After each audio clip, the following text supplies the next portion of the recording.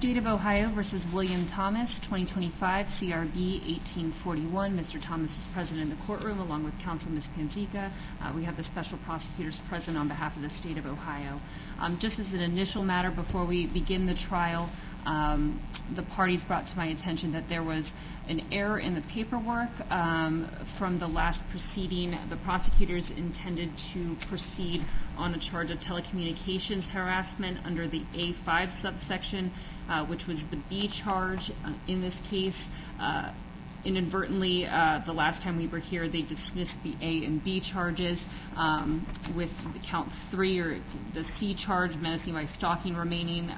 My understanding, Ms. Panzica, is that your understanding was they were proceeding under that A5 subsection, telecommunications harassment, and that's what you've prepared for today. That is correct, Judge, and I do believe it was stated on the record last time what they were proceeding under, so that's what the defense took it as well. Okay. And that was your understanding as well of what you were proceeding on, is that correct? Yes, Your Honor, and I do know I put that on the record, and I've had extensive conversations with Ms. Panzica about our intentions to just proceed on the A5 telecommunications section. And in order to clarify the record and make sure that we are proceeding under the correct subsection, the parties have executed the waiver of issuance of new complaint service and new arraignment form. I do have that in my hand, and I have signed off on it, converting the remaining charge, the C count in this case, from that menacing by stalking to that telecommunications harassment under the A5 subsection, so that we are proceeding under the correct charge in the correct statutory section. Anything that either side wants to put on the record as it relates to that issue? Judge, just I went before Mr. Thomas, he understands and is in agreement with this proceeding this way, and hopefully that is usually successful. And we have spoken with Ms. Thomason, the prosecuting witness in this case as well, that this is the section that we are proceeding under for today's purposes. With that being the understanding, again, my understanding is that we are proceeding with the trial today. Any other matters we need to place on the record, or any motions before beginning the trial? Not Okay. Any requests for separation of witnesses? I don't believe we're going to have that problem, Judge, but just to make a record, I will request for separation of witnesses. If you intend to call more than one witness, if you would just advise them of. Any opening statement from the state? Yes, Your Honor. Go right ahead. Your Honor, to summarize the case you're about to hear today, this is an allegation from on or about July 3rd of 2025. The prosecuting witness in this case is Ms. Brittney Thomason. You'll hear testimony from her today. She initially became involved in a conversation with the defendant, William Thomas, I believe via Facebook, about a community issue of mutual concern between the two of them. There was some communication back and forth up until a point on July 4th. The communication at that point turned away from that mutual issue, and Ms. Thomason very explicitly and in no uncertain terms told William Thomas to stop having communication with her. After that point, there was continued communication by Mr. Thomas via social media. Ms. Thomason went to get a civil protection order to try and further advance her efforts to terminate communication between the two of them. And on July 3rd, which was the date of the final hearing on the civil protection order, Mr. Thomas was present along with Ms. Thomason, and after that hearing, Mr. Thomas, sent an email directly to Brittney Thomason in violation of her prior request that he not have any further contact with her. All these communications were issued from a telecommunications device under his control. As I said, there was communication directly to Brittney Thomason, which she had asked him to terminate in direct violation of the A5 section of the Telecommunications Harassment Statute. Judge, at the end of today's evidence, we are going to ask for a guilty finding on that charge. Thank you. Ms. Panzica, any opening statement for the defense? Judge, will do. Thank you. And on behalf of the State of Ohio, if you'll call your first witness. The state will call Brittney Thomason. Ms. Thomason, we'll come over here. May I please step up here? Please see me right now. Swear from the top to the bottom, please not touch your hands. Please not speak. Please sit close to the line. Please hold down this way down. All right, the witness has been sworn. You may inquire. Good afternoon, Ms. Thomason. I'm used to doing this in the morning, so apologize if I use the wrong time reference here. So first thing, we are making an audio recording of the record for today's case, so just make sure that as you testify, you keep your voice up so that the judge and everybody can hear you. And want to make sure that we get the proper spelling of your first and last name. So can you please just spell those for me? The first name is Brittney, Brittney. Last name Thomason, Thomason. All right. And Ms. Thomason, what do you do for an occupation? I clean houses. Okay. And where, you don't have to give a specific address, but like whereabouts do you live? What town do you live in? So I live in Milford and I own my business, so I operate typically in and around Milford, all the way up to Mason. All right. And how long have you lived in the Milford community? I was born and raised here, moved to Phoenix for 10 years, and I've been back for approximately 4 years. Got it. All right. So what I'm going to be doing is I'm going to be talking about some specific events that started out in, sounds like the spring of 2025. Sure. All right. So first question I'm going to ask you is, in the spring of 2025, did you start having conversations with a person you know as William Thomas? Yes, we had conversation. All right. So do you remember about what month you guys started those conversations? It was between May and June of 2025. Okay. And how were the two of you communicating at that point? He operated a Facebook page called Change Claremont, and we were chatting through Facebook Messenger. Okay, Facebook Messenger. All right, so the two of you are communicating back and forth on that Facebook Messenger page. Now, when you guys were exchanging messages back and forth, were you communicating with the Change Claremont page or with Bill Thomas directly, or a mixture? Both. It was the Change Claremont page. However, in our conversations, I verified that it was him. I sent a picture of him to him and said, "Is this you?"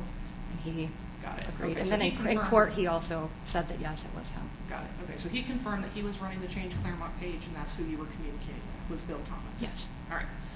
So, looking at, I'm going to go kind of fast forward here through June 4th of 2025. Okay. So up until June 4th of 2025, were you and Mr. Thomas still communicating through Facebook Messenger? Up until June 4th, yes. Okay. What occurred on June 4th that changed the communication there? There was I'm going to say as little as possible because there's ongoing litigation regarding certain claims, but there were claims from him that there was things going on at the school, and I had reported concerns about the school, so the communications were about my reporting and other issues that he thought may have been happening at the school. Got it, okay. And was there any point during your guys' communication on June 4th where you told him to stop having contact with you? Yes, June 4th at 5:55, and then I immediately blocked him after I sent the message. Okay. Do you think that you would be able to recognize a copy of the messages that you were sending with Mr. Thomas if I showed them to you? Yes. Okay. Chelsea changed it to the one. It's marked as 2 currently. Yeah. The June 4th. Yes. All right, Your Honor, may I approach? Yes. Do you want me to ask every time, Judge? or- You don't need to. Okay. All right, so I'm going to approach, I'm going to hand you what's been marked as State's Exhibit 1. And you can just confirm with me that there's a sticker on there that has the number 1 on it. Yes, 2 is crossed out and number 1 is on there. It's Exhibit 1. All right. And what is State's Exhibit 1 that I've just handed you? This is a conversation with Change Claremont or Bill Thomas and I. All right, and do you recognize this as the conversation that you and Mr. Thomas were engaged in on June 4th? Yes. All right, and does this appear to be a fair and accurate copy of this portion of your communications on that date? Yes. Okay. Your Honor, at this point I'll move to admit States 1. It will be admitted. All right. So you had referenced earlier a pretty specific date and time stamp that you told Mr. Thomas to stop speaking with you. Is that present on State's Exhibit 1? Yes. Okay, and if you wouldn't mind reading off the exact communication there. The message included? Yes. The message in whole was, "Please stop talking to me." June 4th, 2025. It actually says 5:56 as the timestamp. Okay, PM. PM. All right, and that message was sent to the Change Claremont via Facebook Messenger, is that right? Yes. Okay. Do you remember where you were at the time that you sent that message? At my house. At your house, okay. And is your house located in Claremont County, Ohio? Yes.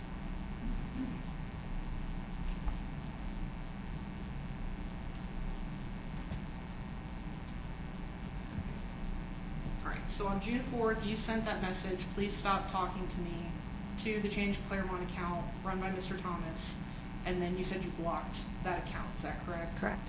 Okay.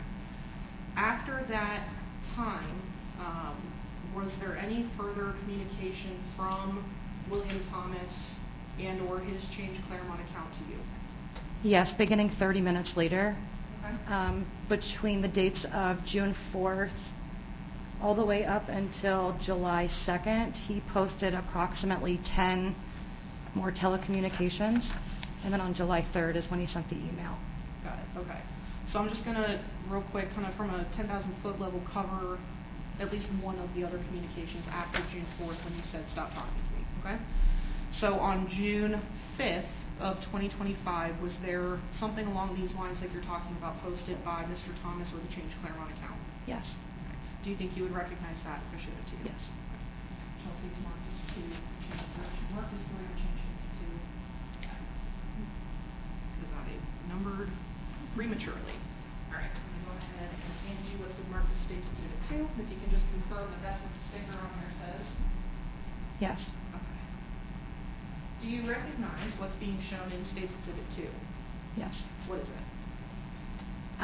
This is my cleaning company ad, a photo of myself, my husband, and our 4 children, and then a case about dangerous drug violations, and in it he is claiming that my company is affiliated with drug trafficking. Okay.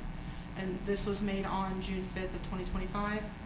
I believe so, on or around June 5th. I mean, there were so many posts, and then he would edit and add things. So if he made a post on, for instance, June 4th, there were instances on June 5th where he would go and edit. And so these dates are, I believe, when I read them. I don't exactly know if that's the date it was posted or if it was edited. Do you know if it was before or after you sent the message to him that said stop contacting me? After. All of these posts were after. And does this appear to be a fair and accurate copy of the post that you saw after you sent the please stop talking to me message? Yes. Okay, move to admit States 2. Any position, Ms. Panzica, on States Exhibit 2? No, Judge. Okay. Be admitted. All right. So I know you said that there were a bunch of other posts kind of similar to this one. We're going to kind of skip over those. At any point, did you seek a civil protection order against Bill Thomas? Yes. Okay. When did you seek that civil protection order? You can give me I approximate cannot dates. remember the exact date. I want to say it was the end of June because the initial hearing for immediate protection was denied, and then we were set a full hearing for July 3rd. Okay. I don't remember the exact date. I think it was the last week in June. Okay. So you filed for a protection order, the ex parte hearing was denied, and then the full hearing was set July 3rd. Yes. All right. So were you present at that hearing on July 3rd? Yes. Who else was present? My husband Okay. and Bill Thomas. Chris Hicks was available or there in the beginning, and then he was asked to leave. Okay. So Mr. Thomas was present at the civil protection order hearing. Yes. What did you want to get out of that civil protection order? Protection from being publicly humiliated, my business. I had clients that were asking me about it that I cleaned for in the community. It was just public humiliation. I just wanted it to stop. It was affecting my kids' girlfriend. Her family had asked us about these false criminal allegations. So it wasn't anything I wanted my clients or anybody to see. Okay. So at this civil protection order hearing, was there any discussion about terminating any further communication from Bill Thomas to you? Can you repeat that one more time? Yeah, sorry, that was kind of confusing. So when you guys are at this protection order hearing, was there any discussion in the hearing about Mr. Thomas not contacting you? Could you rephrase that so that I can tell who the declarant is?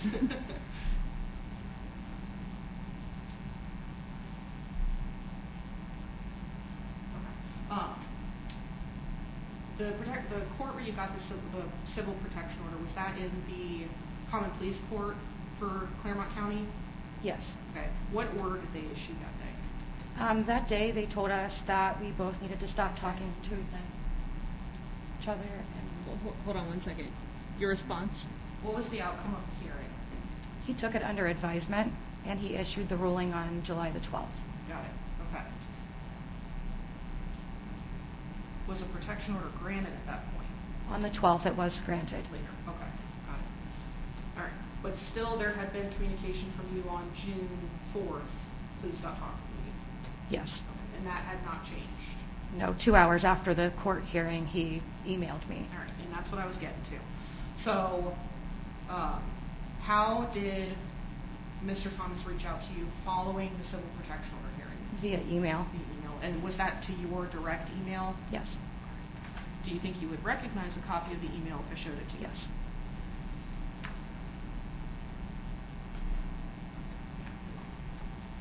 Chelsea, this is marked 4. I'm changing it to 3.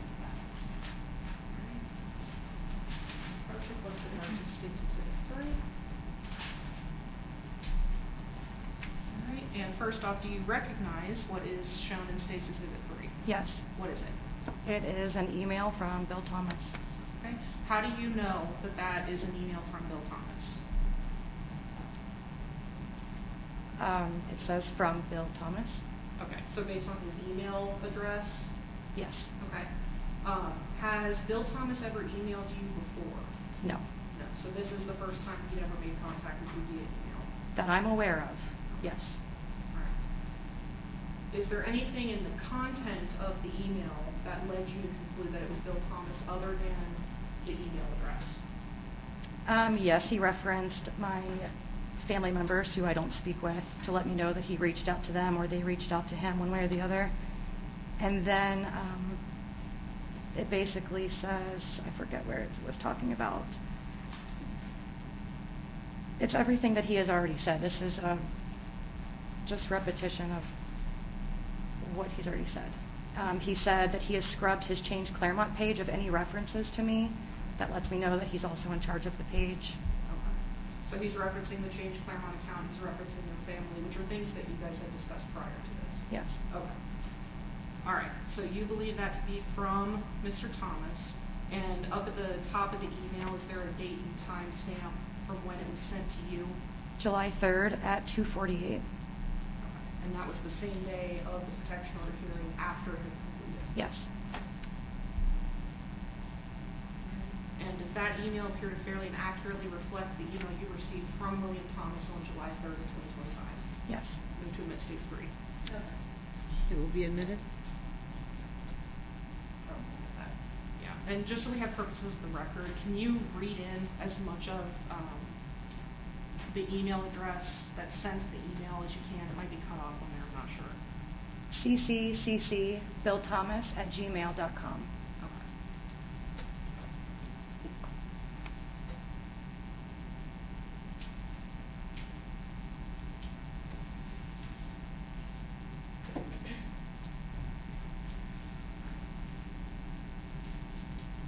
Back up a second because my co-counsel has excellent questions.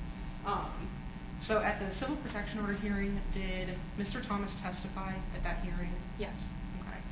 What statements did he make, if any, about whether he knew that you told him not to contact him? I do have a copy of the transcript, however, I don't have it with me today. One of the lines, I want to say it was on page 88 or 89 of the transcript that he submitted to the court. He admitted that he dug into me by posting things on the internet about me.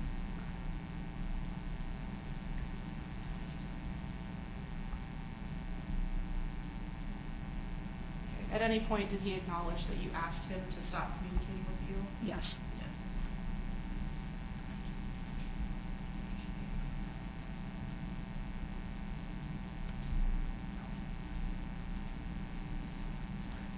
And then what impact have these events had on you? Objection relevance. Your argument? Your Honor, I think it goes towards the, in particular, the harassment issue, whether or not the communications from Mr. Thomas led her to feeling harassed, or that the communications themselves were unwanted. Ms. Panzica, any response to that?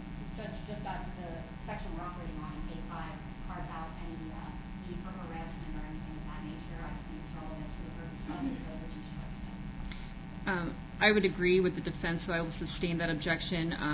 Had it been filed under a different subsection, or if we were still talking about menacing by stalking, then certainly any mental distress or any harassment might be more relevant, but the A5 subsection does not discuss those issues, so I will sustain that objection.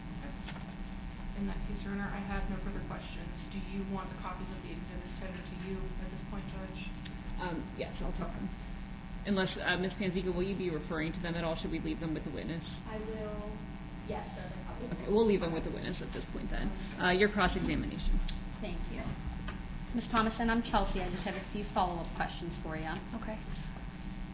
Ms. Wood kind of went into when you and Mr. Thomas first connected. That was on Facebook Messenger, was that correct? Yes. Okay. And do you recall the date that communication began? I don't. Like I said, I think it was sometime in May or June of 2025. Okay. I'm going to approach Exhibit A, is just the entirety of the communication. Judge, can I approach the witness? Yes. I'm going to approach with Defendant's Exhibit A.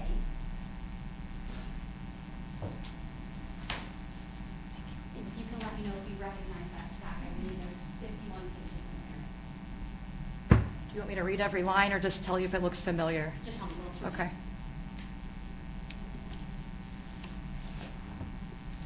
And Ms. Thomason, I believe the most recent communication starts at the very beginning.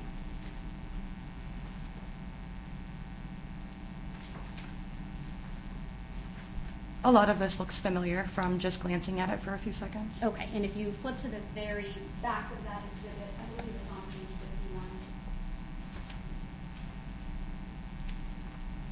Yes. Okay. Does it have a date on there? May 25th, Okay. 2025. Does that sound accurate on when you guys first began communicating?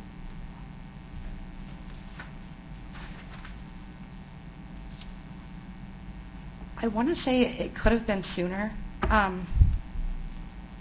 There was another person involved who was doing three-way calls, so I'm not sure which came first at this point, whether this message or those three-way calls came first. Do you believe I'm missing any communications as it relates to your Facebook page to the Change Claremont County Facebook page? I don't think so. Okay, so that first message looking like it is May 25th, 2025, it looks like you actually initiate a message to Change Claremont, is that correct? Yes. Okay. And in that original message, it looked like you had sent him like an Office of Civil Rights information. Yes, but I'm not going to talk any further about that. There's further litigation going on. And I don't need you to talk any further. I'm just acknowledging that that's the Okay. message that was sent. Yep. And so you had actually reached out to, were you intending to reach out to Mr. Thomas first, or was it just Change Claremont altogether?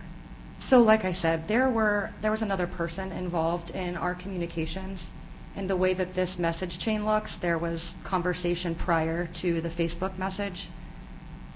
I'm assuming that the phone call came first and not the messages. We were talking on the phone regarding the issues that I had reported. And then I had confirmed with him after our phone call, hey, I have in fact sent an email to this office. Let me re-ask. When you had reached out to that Change Claremont in the message we saw May 25th, Yes. were you intending to reach out to Mr. Thomas specifically, or just Change Claremont? Well, he is the only operator of Change Claremont. So after our phone call with the other person, I'm thinking that I reached out to him to say, yes, I sent the email that we just discussed in our phone call. Perfect. Thank you. That answers my question. And it seems like over the next few days of communication, it's almost like you guys had a common goal at that point. Is that correct? I wouldn't say that's correct. I didn't know Bill Thomas or what his goals really were. He seemed to be interested in what I had reported and seemed to have other information that aligned with what I reported. Okay. You agree that you exchanged a lot of information with Mr. Thomas? Yes. Okay.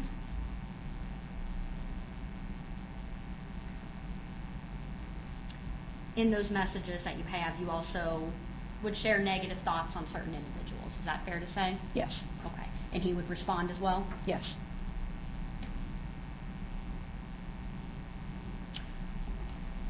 Also, in the days leading up to you asking Mr. Thomas to leave you alone, you're messaging him about hating the police. Is that fair to say? There was one message in there where I did say that I didn't have good feelings about the police and the way that they were investigating. Okay. You had the police in our towns are more corrupt than half the people in it? Yes. Okay. And it looked like as the conversations carried on over the next few days, you were also seeking information on an individual who sued the district for off-the-record meetings? Who is that person? Or what page is this on? Or who is the person, rather? I don't know what you're talking about.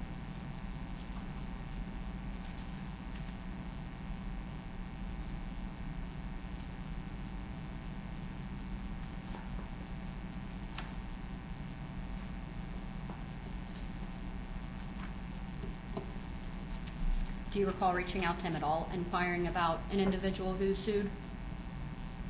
Well, he is an individual, I believe, who has sued, so I don't know what you're referencing. Okay, give me 1 second.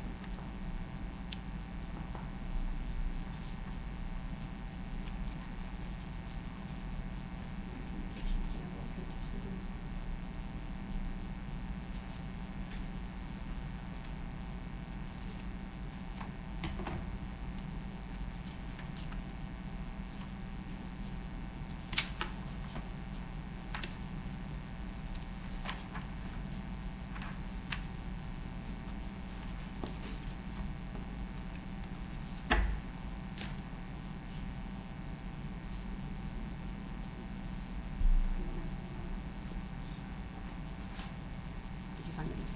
Okay. We're going to come back to that one. Okay, you also had sent him pictures of your family, is that correct? Not that I recall, no.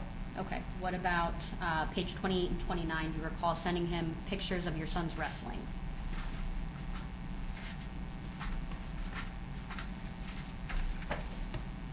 That's not my son, no. Do you recall talking about that kid being the drunk following in Daddy's Objection. footsteps? Basis for the objection? Your Honor, the This is question not my involved- son. Hold on. The question involved is getting into some additional litigation that the prosecuting witness is involved in order to protect her in that suit. So to object, I also don't believe it's relevant for purposes of this hearing as to the specificity of the communications between her and Mr. Thomas. Ms. Pantica, what is the relevance? Judge, I'm just going over the history of the telecommunications between the two. This was conversations that they had just a day or so leading up to her asking to please stop talking. So I'm just going, I don't know what litigation they're referring to. I have no knowledge of that whatsoever. I'm just going through some of the conversations that led up to apparently these charges. I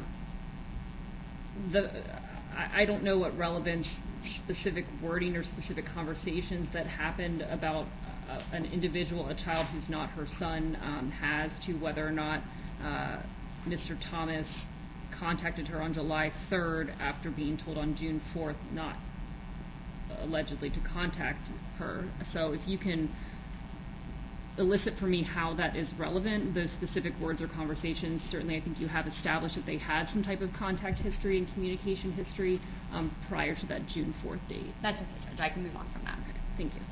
Ms. Thomason, what was the point of sharing all of the information with Mr. Thomas? I'm not sure what information you're talking about. You just said that I shared a photo of my family or my child, and that was wrong. So I don't know how to answer your question when you're making allegations that aren't true. This is not my son and or my family. I haven't done that. Your Honor, I would request to follow up with a question then based on that. Ms. Thomason, I know that this is a stressful situation, a stressful event. You do have to answer the questions that Ms. Pantica is putting to you. If there's an objection, the prosecutors will object to it. So Ms. Panzica, if you will either restate or rephrase Sure. that question. Let me rephrase. So in front of you is about 51 pages of communication with you and Mr. Thomas. Is that correct? It looks like it, yes. Okay. And that is from you specifically to Change Claremont, who you believe is Mr. Thomas. Some of it is, some of it is not. Some of it looks like screenshots. Are you saying that the communications you have in front of you were not sent by you to Mr. Thomas? These aren't all sent by me to Mr. Thomas. Some of them are sent by Mr. Thomas to me. Okay. So you two are communicating within 51 pages, though, correct? Yes. Okay. And I think you already testified there was quite a bit of information exchanged by the both of you, correct? Yes. Okay. Now let's jump ahead to June 4th.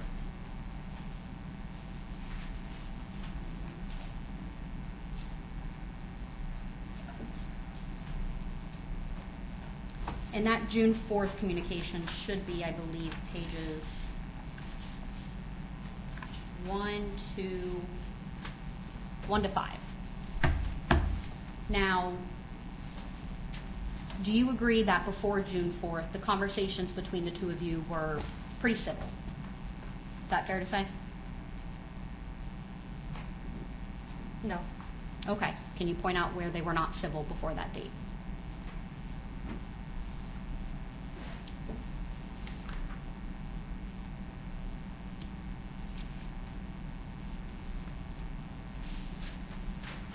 Starting on just June 4th, his tone to me saying that he's done arguing with me. He's been here since 2010. He's been involved since 2010. Now that I've gotten involved, or you've gotten involved, now that something has happened to you, he was just very hostile from the beginning. I wouldn't say any conversation was civil. Okay. No. Let me re-ask the question. Prior to the June 4th communications between you and Mr. Thomas, we already established there was quite a bit of information exchanged. Do you agree that during that time, prior to June 4th, your and Mr. Thomas's conversations were civil?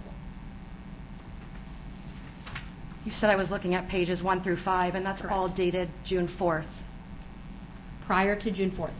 I'm asking you to go off the pages. Prior to June 4th, do you agree that your conversations and Mr. Thomas's conversations were civil? No. Okay. How so?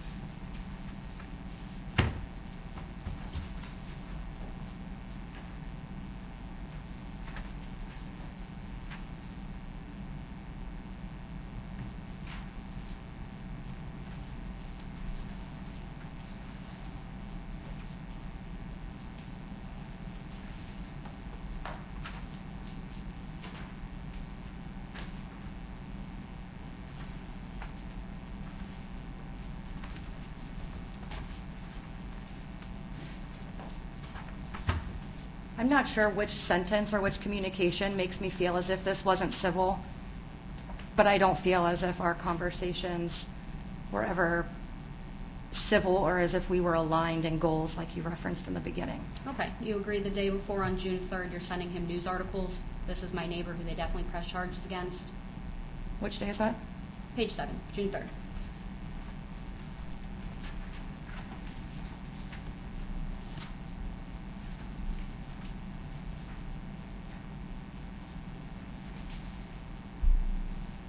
Yes, I did send that. Okay. Page 10, June 1st, you're also sending him where you used to live in South Phoenix. Yes. You guys are having conversation that's civil, correct? Yes. Okay.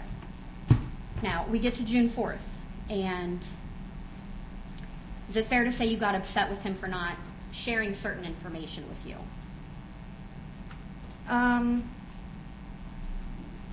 No, that wasn't the reason for me being upset. Okay. Well, on page 4 in that June 4th communication, you stated, "I have 3 kids in the school district and you won't give any facts?" Question mark.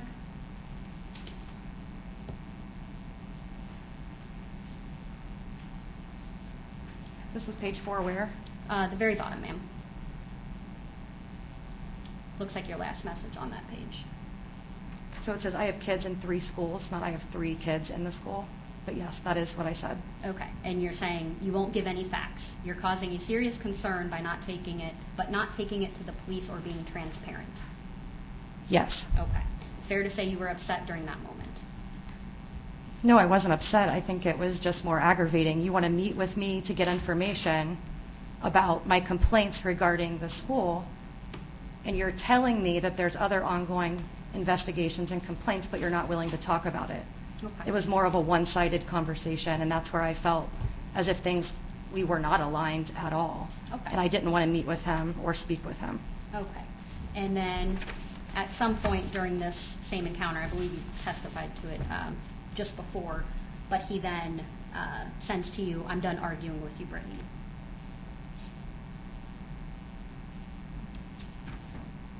He sent that before June 4th. Is that what you're saying?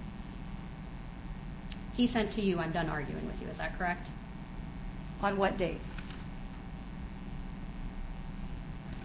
And what page?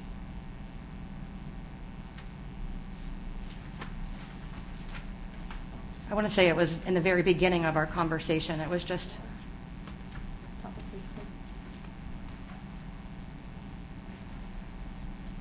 If you look at page 4, on June 4th, he sends, "I am done arguing with you, Brittney." that was at 12:11, yes. Okay. But you agree he stated that to you on June 4th? 5 hours before I told him to stop talking to me, yes. Okay. Now, going into that first page, which should be the most recent communication between the two of you, he had stated something, looks like June 4th at 5:56, "Maybe discipline your son more." Yes, but that's not the most recent communication either. Do you July see 3rd that was. communication on the page, ma'am? That is my Yes. question. Okay. And your response to that is discipline, question mark, "I saw your version of discipline/assault." That is what I said, yes. Okay. And in that, you're referring to him and his son, correct? I think it was a son, yes. Okay. And that message was sent 5:56:34, and 4 seconds later is when you message him, "Please stop talking to me," correct? Yes, and then he was blocked immediately. 30 minutes later is when he started posting publicly online. Now, after this communication with Change Claremont, you then began reaching out to mutual acquaintances to talk about Mr. Thomas, correct? I believe all of that happened before. Do you recall reaching out to Mr. Peters after you blocked him? Yes, to ask if he would have his friend remove the posts about me. Okay. And you also had communicated to Mr. Peters, "I have everything I need to shut Bill up, including video footage of him physically assaulting his son." No, that is hearsay. It was taken out of context. This has been discussed in the last trial. There were tongue-in-cheek comments made from Robert and I, and I've never had possession or seen the video. Ma'am, my question is, do you recall reaching out to a Mr. Peters and indicating to him, "I have everything I need to shut Bill up"? I have testified already in another court. These were tongue-in-cheek comments. Robert Peters was there and testified that he agreed that, yes, these were tongue-in-cheek comments. This is also in the transcript that Bill provided to the court. Your Honor, I would ask that the witness answer the question I'm asking her. I believe she has, so overruled.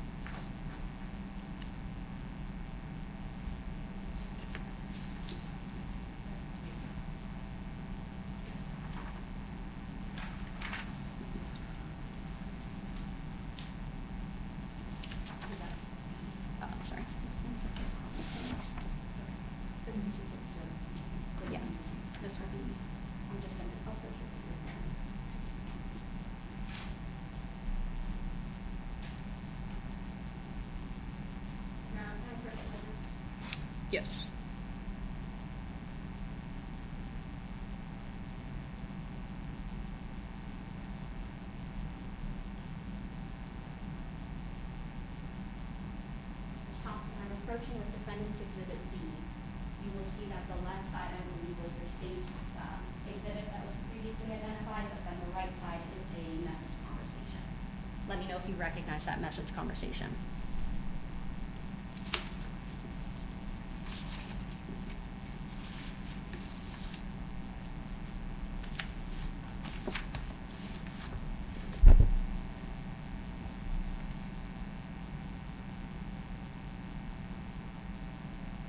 Yes. Okay.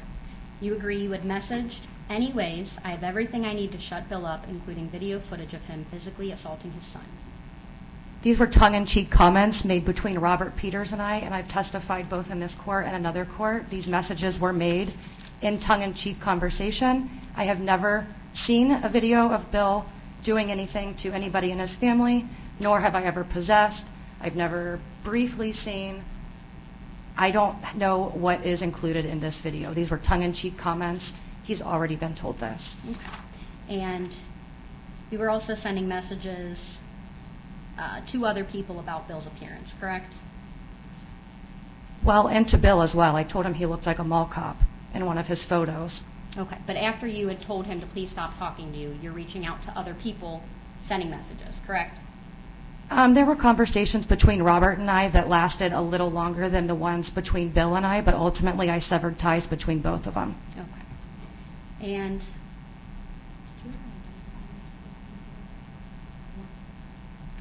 do we not use that? Okay. Is Robert Peters here to testify today? Ma'am. I'm going to use it as Exhibit C. Your Honor, can I approach one more time with? Yes.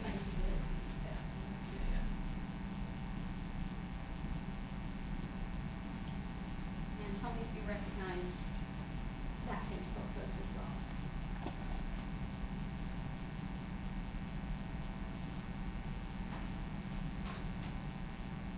Yes, this looks familiar, but I don't recall if this was in May or June before I asked him to stop speaking to me. Okay.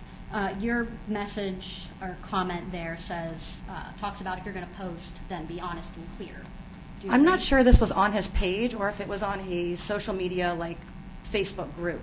Okay. However, yes, I do remember these messages. I don't remember which page they happened on. Could it I have want to been- say they were a public. Could it have been on June 4th that you sent that? Absolutely not. After June 4th, I stopped. After June 4th at 5:55-ish, I stopped speaking to him Okay. in all fashions, on his social media page, directly to him, or publicly on my social media about him. Now, I'm going to go to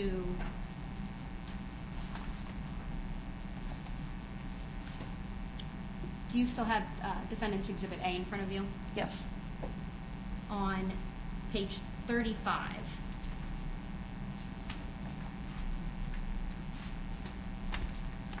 Tell me when you're there.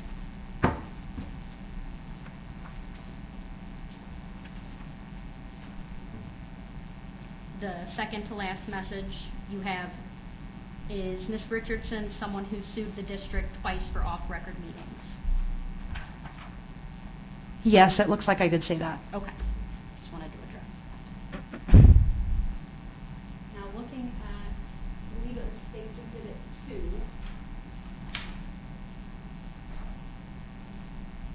I believe you testified at the top here, it's June 5th, 2025. What page? This is State's Exhibit 2. Looks like the Change Claremont page about... B, you mean? No, number 2. Do you still have State's Exhibits in front of you? Okay, yes, sorry. Okay. Yes, I have them. That was on June 5th that Claremont Change Claremont is posting about this? I believe this was June 4th or June 5th. Like I said, he made lots of edits. It looks like 4 edits to 2 different posts on June 4th and June 5th. I believe this post, this one I saw it, was June 5th at 9:14 p.m. Okay. And do you agree that at any time Change Claremont would post, you would actually go to law enforcement with this? Is this correct? Can you say it one more time? Yeah. Anytime there was a post involving Change Claremont and you or your family, you would go report it to law enforcement, correct? No, not any time, but yes, I have reported it. Did you report this specific page? Yes. Okay. And is it fair to say that law enforcement chalked it up to First Amendment issues as it related to the social media posting? The first, Hold on. She would have no knowledge, no personal knowledge of law enforcement's conclusion of her case. Sustained. Now, you had indicated through your testimony that the reason you ultimately got a protection order was to protect you from being publicly humiliated. Is that correct? I mean, not just that. He's been in receipt of mental distress affidavits that go into detail of all of the mental distress. Those were filed with the court on June 12th. He was sent those by U.S. mail. He should have received them no later than June 15th. You also testified to your mental distress at the CPO, correct? Yes. And Mr. Thomas heard you? Yes. Okay.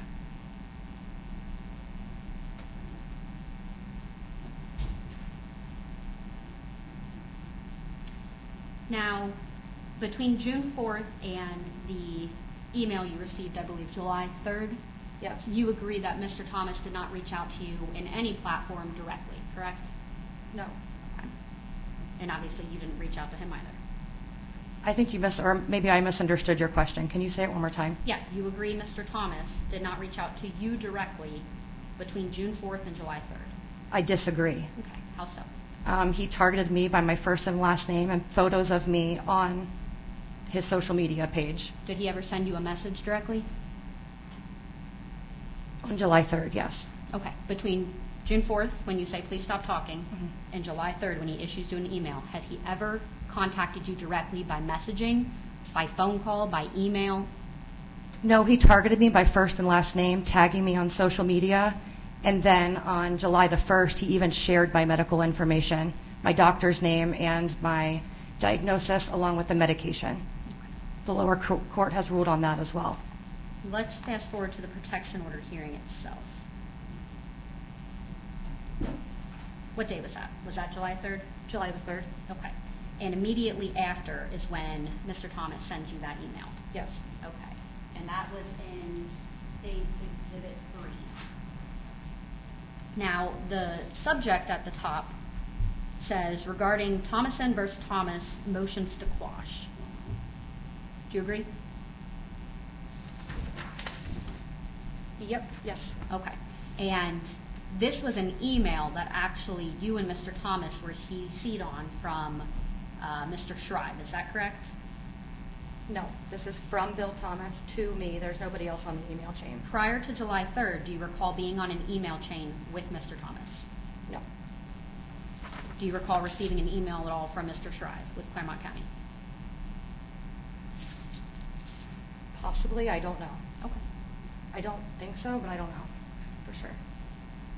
And he starts off this email with, Brittney, firstly, I am replying to your email address that was provided by the prosecutor's office. This communication will be my only communication to you and no one else is CC'd or BCC'd on it, correct? Yes, it says that. Okay. He then goes in, I believe you testified to him scrubbing everything involving you on the Change Claremont page, correct? He says that, however, it's not true. Okay, but he puts it in the email to you, correct? That's what he said in the email, yes. Okay.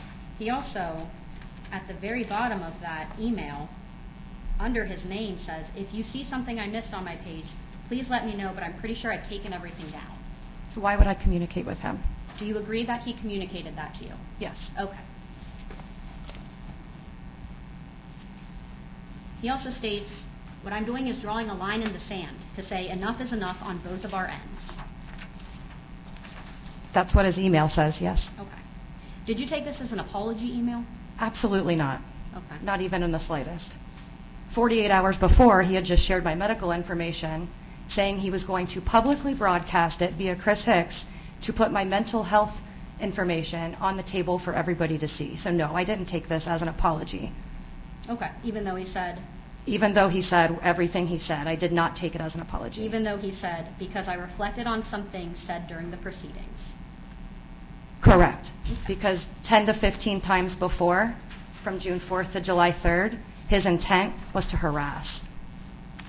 And you agree during his times of posting on social media you're still engaging with other people about Mr. Thomas, correct? No, my engagement with Robert Peters stopped shortly after my involvement with Bill. Okay. And to be clear, when he sent this email, no protection order was issued at that time, correct? The judge took the case under advisement from July 3rd and issued his ruling July 12th.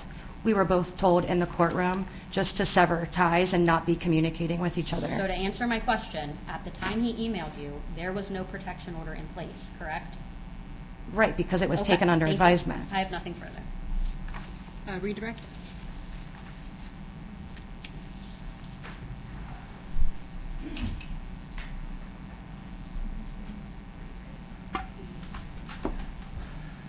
Brittney, I want to follow up on the email that Mr. Thomas sent you on the 3rd of July.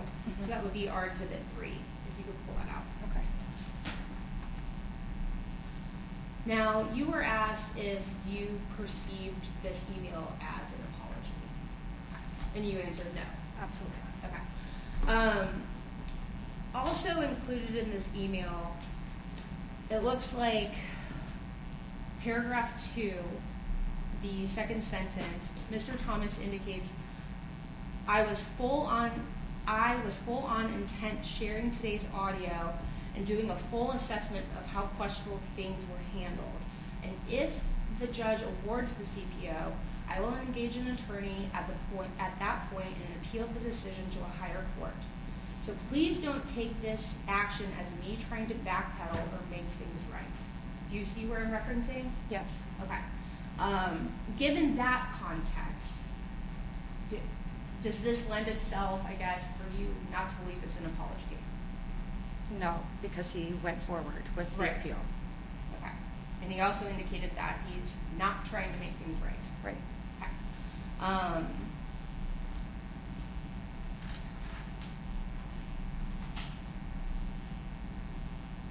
And just so the record is clear, in the civil protection order case, was there a petition filed on behalf of Mr. Thomas as a petitioner to get protection from you? No, not that I was ever made aware of. Okay. Did he ever tell you verbally or in any other kind of communication, don't talk to me? No. Did he? Okay. This email from Mr. Shrive, was that the name? Shreve? Yes. Shrive? Did you ever receive communications from the court or the clerk's office for the civil protection order case about scheduling or about hearing dates, anything of that nature? Yes, but I think it was only from a female. I don't think it was from Shrive Okay. or anybody named On Shrive. those communications, was Mr. Thomas included? I don't think so, no. Were you represented by an attorney in the civil protection order case? No, I represented myself. Was Mr. Thomas represented by an attorney? No. Okay. So any communications that may have come from the court that included both of you would have been for the purposes of you're both parties to this litigation and you don't have attorneys who would be the usual point of contact. Okay. You were asked about, just in general, the nature of the communications leading up to the June 4th communication. And you had indicated that you didn't think they were civil. I just want to make sure that I understand. So prior to June 4th, had Mr. Thomas made any of the posts about your family or your business or your children or your husband prior to June 4th? No, they started June 4th around 6:25 p.m. Okay. And I told them to stop talking at 5:55. So like 30 minutes later is when they started. Okay. And then continued after June 4th? Yes. Okay. And when those continued communications occurred, were those posts on the Change Claremont page, or were they directly communicated to you, like in a private message? They were posted to his Change Claremont page, but he also runs public group city pages because he's politically involved. Okay. And I think potentially he shared to the pages that he also runs. Okay. So it was published on one account, but then shared to another public account. Okay. And with respect to Facebook and how that works, when someone tags you in a post, what does that mean when someone tags you by name? They can click on your name, it goes right to your page, and then you're also sent a notification that you've been tagged. Okay, so it's specifically, it's not just him typing about you, he actually tags you, which would then cause you to be alerted of this post. And he's posted my face as well with my name. Okay, okay. Initially, it sounds like you had an interest in investigating the serious allegations that were going on with the high school. And Mr. Thomas also had an interest in investigating that. So you both were kind of doing your own investigations and then came into contact with one another? Yes and no. Okay. So there was, I don't want to say a common goal, because you indicate you weren't working with him. Okay. There were multiple, I'm just going to touch on it briefly without saying too much. There were multiple issues within the school. He was on, maybe some other substantiated allegations. I think I had some minor allegations. He was wanting to know what those were, what they entailed, and then what else I knew. You were asked by Ms. Panzica about your mental health and the mental health affidavit. Yes. How did this situation with Mr. Thomas impact your mental health? Objection. Your Honor, the defense attorney opened the door about mental health. I am asking about this and she also opened the door about the nature of the conversations and whether it was civil and when it changed. I do think it's relevant. It's not a required element, but it is relevant for context. And it also explains why a civil protection order would be sought, which we've discussed, and why why she had asked for no communication on June 4th. So I would ask for us to be allowed to explore this issue. Ms. Panzica, any response? Yes, Judge, there's no context needed here. It's not being testified that prior to June 4th she was having mental distress because of Mr. Thomas. Everything that this charge stems from is her communicating, please stop talking to me, and then a month later issuing an email. I didn't open the door by Ms. Thomason testifying to affidavits being filed on her behalf. I didn't even know that occurred. So when talking about her testifying to the CPO, we're not opening the door to explore this. It's not relevant to the charge here. So again, objection. Ms. Panzica, I do have notes that there were questions asked during cross-examination related to Ms. Thomason's mental distress, specifically some maybe mental health affidavits that were sent. There was testimony about those being posted, so I will allow some brief testimony on redirect related to this topic because I do believe that the door was opened. Okay. Yes. So if you're permitted to answer the Just question. briefly describe what the affidavit stated. Yes. Well, when this all first started happening, one of my clients who's local to Milford asked that I arrive to work early so that we could discuss this. So I had to go into all of these false criminal allegations regarding myself and how they weren't pertinent. Again, I clean houses, so my credibility is pretty important. When this started happening, I wasn't sleeping, obviously. I was super worried. In the mornings I would wake up and there were multiple times that I would get sick, and I went to the doctor because I was super concerned and nervous to go to court. My hands were sweating and I was throwing up, couldn't eat. She prescribed a medication so that I could get through the hearing. She determined that, I can't remember the words that she said. So, you obviously were impacted. This impacted you Yeah, mentally. it's humiliating. Okay. Yeah. I've never and been then- involved in drugs at all, ever. And for him to initially start by posting my company and saying that it's a drug trafficking front with criminal allegations that don't even pertain to me, it was very damaging. My kids were finding out about it because they're on social media. Their girlfriends were asking me about it. Okay. This was humiliating.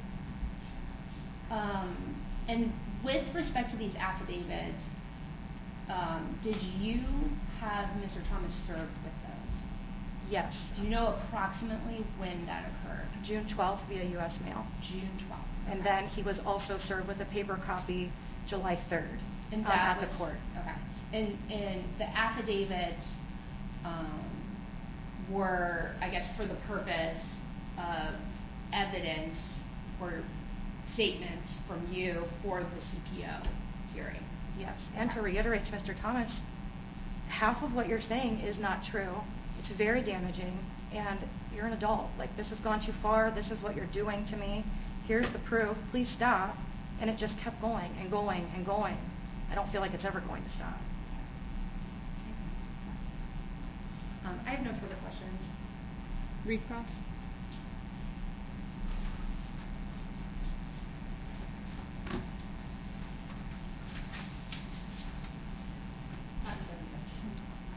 Ms. Thomason, you can step down. You can just leave those there. Okay. Thank you.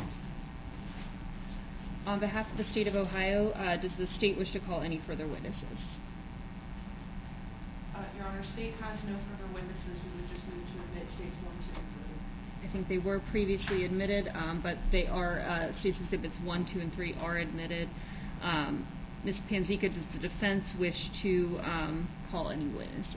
No, Judge. Were you moving to I'm admit? sorry. We were going to proceed with our case, but I was going to move for Rule 29. Okay.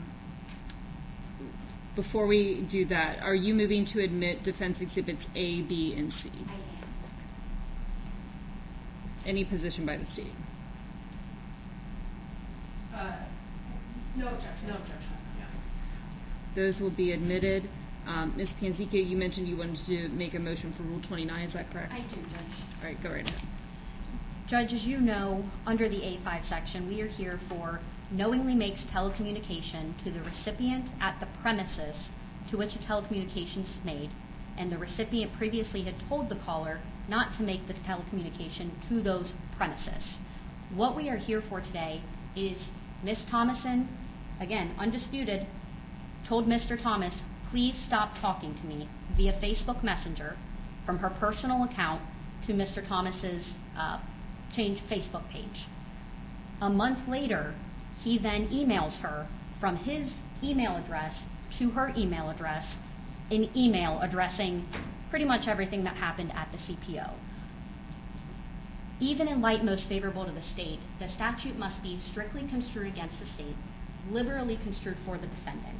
If we are looking at the premises alone, this case does not meet the statute. He is messaging her, or she is messaging him on Facebook, he is then emailing her. The defense would argue those are two different premises that we are looking at for these communications. Thank you. State's response? Thank you. Your Honor, I respectfully disagree with the interpretation of what the statute requires.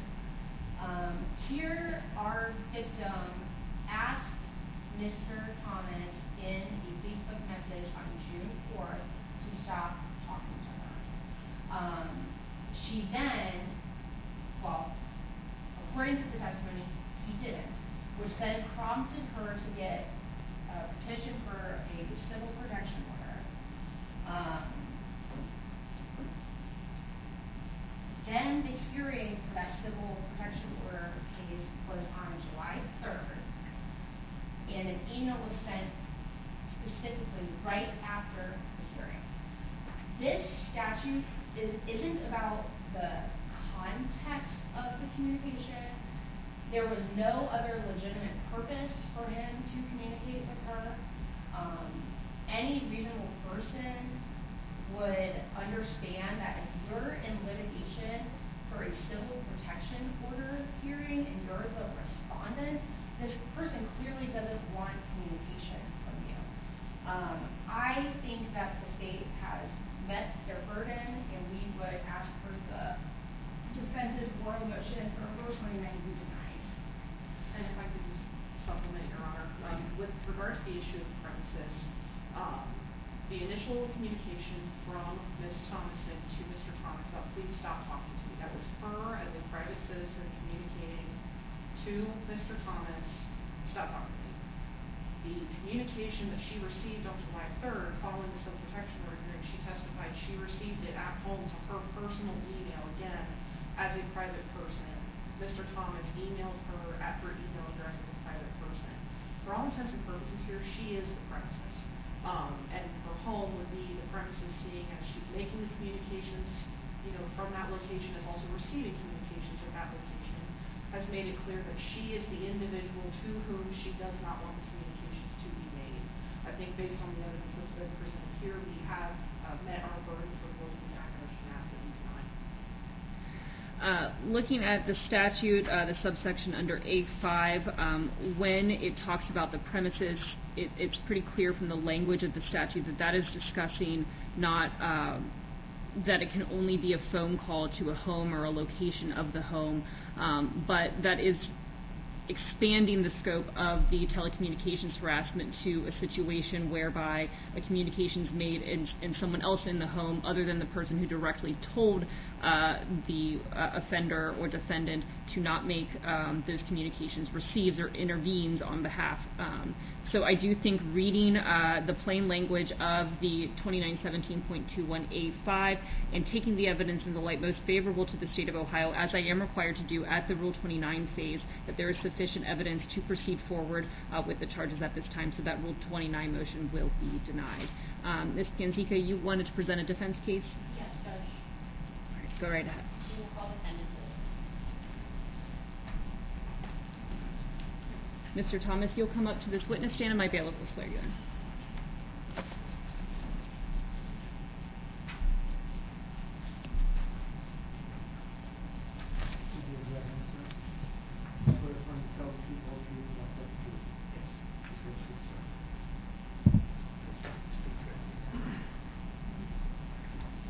Ms. Pianzica, the witness has been sworn. You may inquire. Thank you. If you could state your first and last name. William Thomas. And Mr. Thomas, we have heard from the prosecuting witness as to when the communications began. I believe it was May 25th, 2025. Would you agree with that as well? That's correct. Okay. And is this the first time you had any direct contact with Ms. Thomason herself? Yes. Okay. And how did that contact begin? She reached out to me on my social media page to initiate communication regarding some of the things going on in the school district. Okay. And did you ask that she reach out to you? No. Okay. And roughly how long were the two of you in contact? I believe it went from that May 25th to the June 4th date. Okay.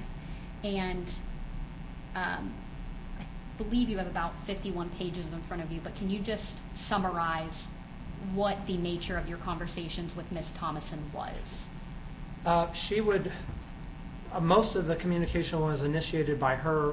When you go through this, I want to say I maybe messaged her 20 times, maybe 24 times out of the 100 plus times. She would send me all kinds of stuff. Sometimes late at night I would get a message come in. It would either be something that she was doing with her son on the boys wrestling team, allegations of them. Without going into specifics, Okay. just kind of generally. Basically sending me all kinds of stuff about the things going on with Milford, things about other people, sending me information about other people and the allegations, so just stuff, nothing that really helped me in anything that I was doing. Okay. Would she ever ask you for information on people? She did. Okay. Later What about? on, yeah. Sorry. didn't mean to cut you off. What about vice versa? Did you ever reach out to her asking for information? I did, to my recollection, I don't believe I ever reached out to her asking for anything directly. Okay. If I did, I just don't recall it. Now, when the conversations took a turn, I believe we established that was June 4th. Does that sound right to you? Yes. Okay. What was the reasoning for that? So she was wanting information, she was accusing me of withholding information on some stuff I was looking into. I was looking into some pedophilia issues going on at the high school.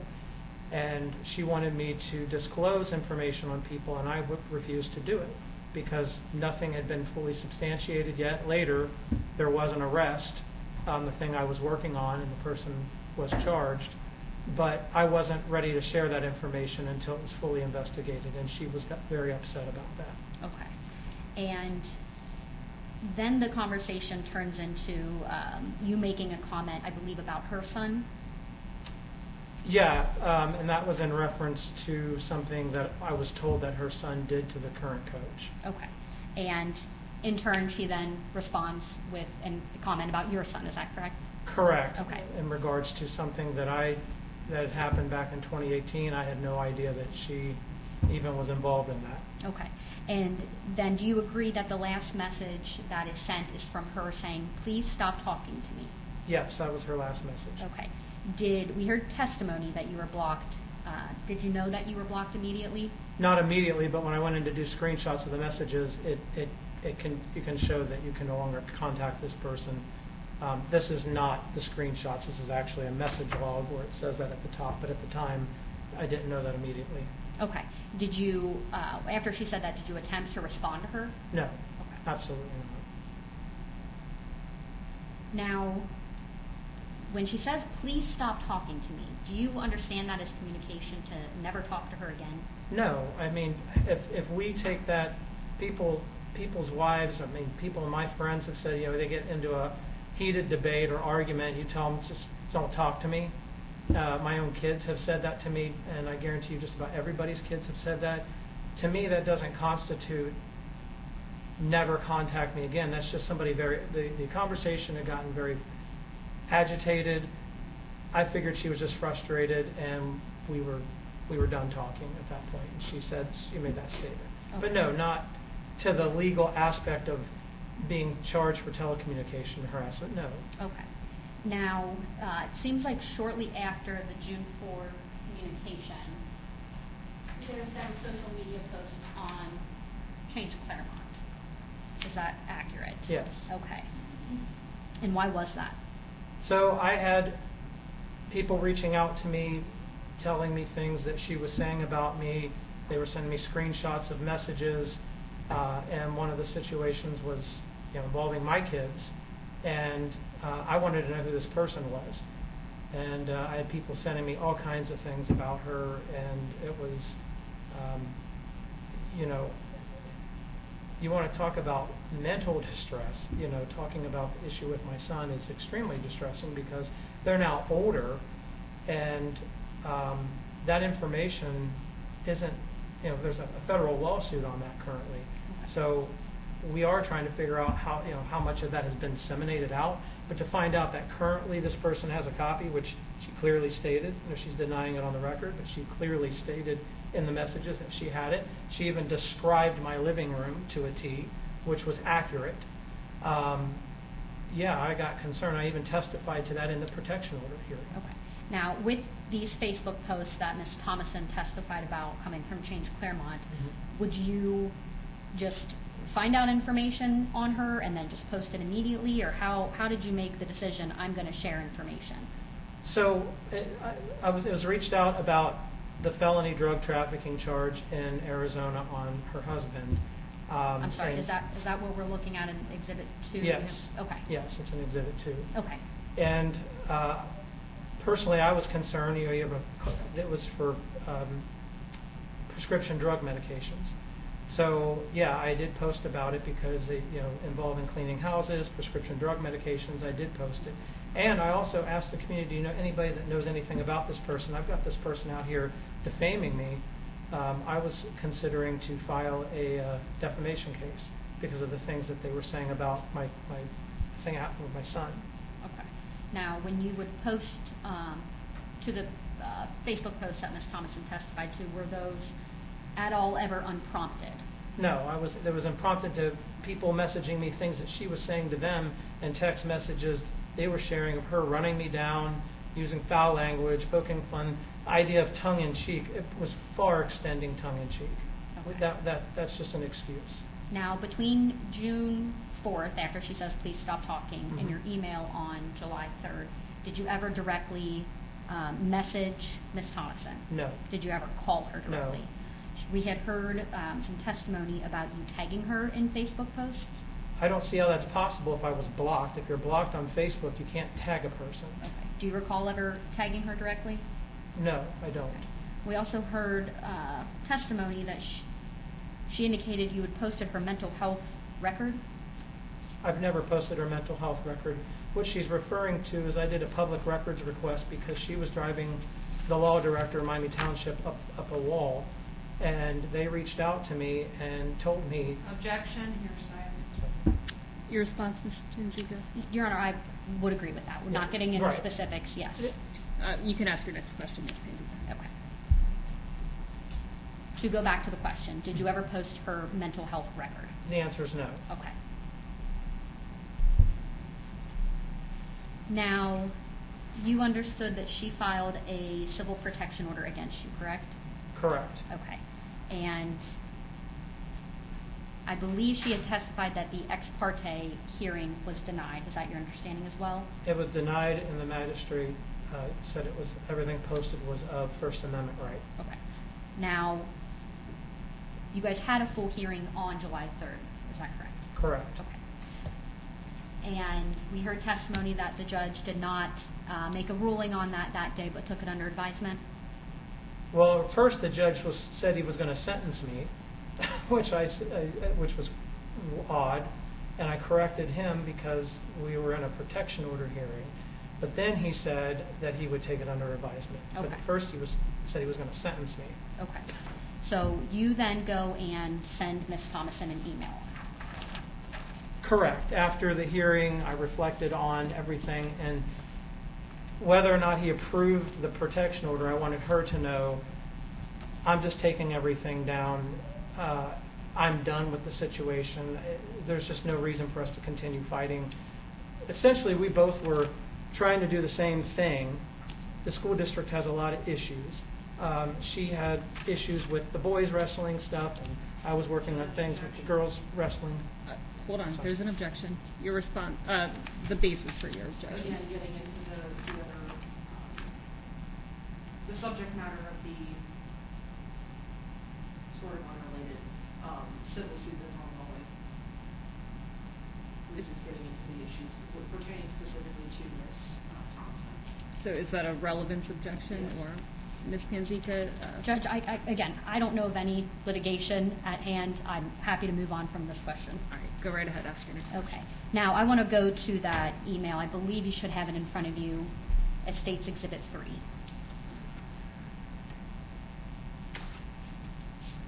Okay. Tell me when you're there. Yep. So the top subject line that says regarding Thomason versus Thomas motions to quash. Did you create that subject line? No. Okay. Who created that, if you know? Brian Schreiber of the Claremont County Prosecutor's Office. And why is it that Mr. Shrive is sending you an email with that heading? So he sent Brittney and I an email and put us both on it, and it said this Thomason versus Thomas motions to quash. It was referencing subpoenas that were issued for the protection order case, because I didn't have her personal email address. I was Oh. responding to this. That was going to be my question. So is that how you obtained Ms. Thomason's email? Yeah, I hit reply to all, and then I backspaced Brian off of there because I didn't think he needed to be on the apology email. Okay. And in that, I believe we heard some testimony as to that third paragraph, but you had stated, what I'm doing is drawing a line in the sand to say Yes. enough is enough. Right. What was your intent behind sending this email? Well, just all the things that was being said about me by her and her husband. Her husband was posting on the Milford neighborhood group about the situation. It just was like, enough's enough. I mean, we're adults, and why are we even doing this? And that's why I said, regardless of the protection order, the right thing to do at this point is to diffuse and de-escalate the situation, which is exactly what I had done. And I did take anything referencing her down. She says that in her testimony that I didn't, but to the best of my knowledge, I went through and scrubbed anything that had to do with her off of there, and said, hey, let me know if I missed something. Again, I wasn't working under the premise that we couldn't communicate because there was no protection order. Law enforcement had not reached out to me ever about don't contact this person, and they've been contacted by her and multiple times. I never was under any order or instruction not to communicate with this person, so I thought it was okay, especially hitting reply to all from a prosecutor's email. Okay. And we heard testimony on that second paragraph that you had shared. I was full on intent sharing today's audio and doing a full assessment of how questionable things were handled. And if the judge awards CPO, I will engage an attorney at that point and appeal the decision to a higher court. So please don't take this action as me trying to backpedal. What did you mean by that? Well, the idea was, regardless of the decision of the judge, I wasn't sending this email as a means to try to get her to try to dismiss. In other words, the idea wasn't, oh, hey, dismiss this and I'll scrub everything. I wanted her to know I don't care about the protection order. If it goes through or not, I'm still leaving, my actions are not changing based on the judge's decision, is what that meant. And looking at that second page, you have, but I can be the first one to extend an olive branch to let things go. Correct. Okay. Somebody had to initiate the de-escalation process here. Okay. And again, I believe that first part of your email had indicated that some of the things you heard at the hearing caused you to reflect on some of the things that were being handled. Yeah, I never want anybody's kids to be harassed or anything like that, and just like I don't want, my kids have been harassed in high school because of who I am for years. I don't want other people's kids to experience that. So, at the time we were shooting insults back and forth through third party, me over a page, her to all kinds of people in the community. It's just like, let's just be done and move on. And then on the last page of your email, you ended with that, I will leave you with an apology for allowing things to escalate to this point when I could have just came to this conclusion earlier. Yeah, and sometimes you have to reflect on, we should have never even got to this point. I could have prevented it from getting to that point, and that's what I apologized to her. I mean, I owed her an apology, and for my part, and I said, I don't expect you to give me an apology, but I will apologize for my part. And her brother-in-law did reach out to me, and he had, at that time, that's one of the reasons that prompted me this too as well. It's like, just move on. Is that what you're referring to by your brother-in-law deeply cares about you and your family? Yeah, because Okay. there's a lot of things between that situation, but he's a super nice guy and was very respectful, so yeah. Okay. And lastly, Mr. Thomas, did you have any indication to send any other correspondences to Ms. Thompson? Zero. Okay. And you even indicated that in the first part of your email, stating this will be my only communication to you? Correct, because Okay. at that point I was, whether I got ordered or not, I was not going to, even if they denied the protection order, I wasn't going to contact her anymore. Okay. I have nothing further, Judge. Thank you. Cross-examination?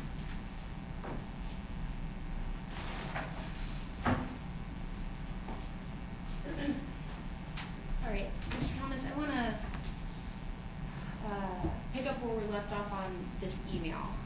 So, you testified that you were not under an order or instruction to not communicate with Brittney. That's correct. Okay. So, you also testified that you received her Facebook direct message saying, please don't talk to me. Correct. Okay. So, Brittney instructed you not to talk to her. People say don't talk to me all the time. I don't understand. I mean, sure, you want to take it as that. So yes, she told you not to talk to her, right? Please don't talk to me, is what she said, yes. Okay. And then after she communicated that on June 4th, obviously there were additional things that prompted her to then file for a civil protection order at the end of June or thereabouts. Instead of filing a defamation case, she filed a protection order case because I exercised my First Amendment right to post public information. Okay. So you would agree that when someone, or in this situation, Brittney filing a petition seeking protection from you also implies that she wants no contact with you. I disagree. Why? Because there were multiple threats, one major threat to shut me up by sharing a video of my son and I had received that. And also putting me down to multiple people in the community, and her husband going out on the neighborhood group, talking about the day before the protection order, tomorrow's the day, and rocking it out. Like, okay, but the question was that if she's seeking a protection order, the purpose of that is so you won't contact her, right? Or, no, I don't agree with that. People seek protection orders all the time because they don't want to do a defamation case, because they don't want to put the money in. So they go and get a protection order. Okay. As a result of her petition, there was a full hearing on July 3rd. Which was appealed. That's not the question. There was a full hearing. Yes. You testified. Yes. Correct? Yep. Okay.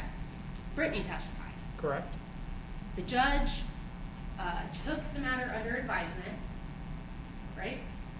Correct. Okay. And then issued a decision on, I think, July 12th? 12. Okay. And what was that decision? He ruled in her favor, which, again, has been appealed for multiple reasons. Okay. So he ruled in her favor. But the ex parte was denied. Okay. But for the full hearing, the evidentiary hearing, the court made a ruling and findings of fact that the evidence and the testimony supported the issuance of a civil protection order. And the court, Yes or no? The court ruled in error. So let's take Mr. Thomas, you have to answer her question. She's So asking repeat your you a question. yes or no question. The court issued a civil protection order as a result of the full hearing. Yes, that's correct. Okay. And I understand that you appealed. Correct. Okay. But there's been no ruling on that appeal, correct? No, there hasn't. Okay. So as we sit here today, there is still an active civil protection order. Yes. Okay. And you still think the purpose of her filing that was not to file a defamation suit? Correct. Okay. All right.